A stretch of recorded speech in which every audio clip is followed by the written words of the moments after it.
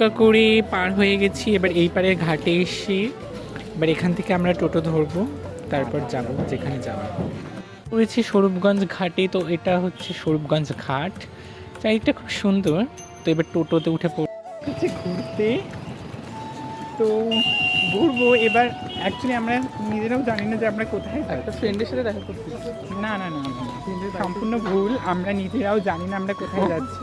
আমরা জাস্ট ঘুরতে বেরিয়েছি, মানে অনেক দিন রোদটা একটু কম আজকে, অনেক দিন পর, অনেক হয়েছে পর, কারণ কালকে বৃষ্টি হয়েছিল, একটু মেঘলা মেঘলা ওয়েদার রয়েছে আজকেও, তার কারণে একটু ঠান্ডা ঠান্ডা আছে, তাই আমরা ঘুরতে বেরিয়েছি। মানে নাহলে এই গরমে আর ঘোরা হবে না, তার জন্য যাচ্ছিলাম। রাস্তা দিয়ে একটা এই গাছটা দেখলাম, একটা অদ্ভুত এবং কি সুন্দর ফুল হয়ে রয়েছে, এটা কী গাছ জানি না।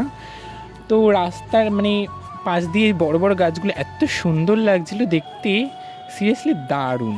তো কে গিয়েছিল লস্যি কিনে নিয়েছি লস্যি খাবো বলে, আর যে গেছিল সে অন্য একটা কিছু নিয়েছিল, তারটাই বানানো হচ্ছিল। তো লস্যি খেয়ে নিচ্ছি, ভালো হয়েছিল খেতে মোটামুটি। ট্যাঙ্কি করে কিছু ফটোজ ভিডিও করছিলাম, আমি নিজেও জানি না আমি এটা কী করছিলাম। দ্বীপে ঘুরছি, আমরা আছি নবদ্বীপ 5 মাথা মোড়, হিন্দি স্কুলের আগে, বকুলতলা স্কুলের আগে, সরি মিস্টেক, বকুলতলা স্কুলের আগে। তো অনেক ঘুরেছি, অনেক মজা করেছি, ভিডিও কিছু নিতে পারিনি কারণ ঘোরার সময় ভিডিও করার কথা মাথায় আসে না। তো এবার বাড়ি যাব,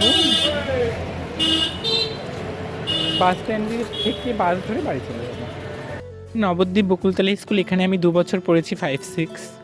বাস স্ট্যান্ড থেকে বাসে উঠে পড়েছি, এবার সোজা চলে যাব বাড়ি।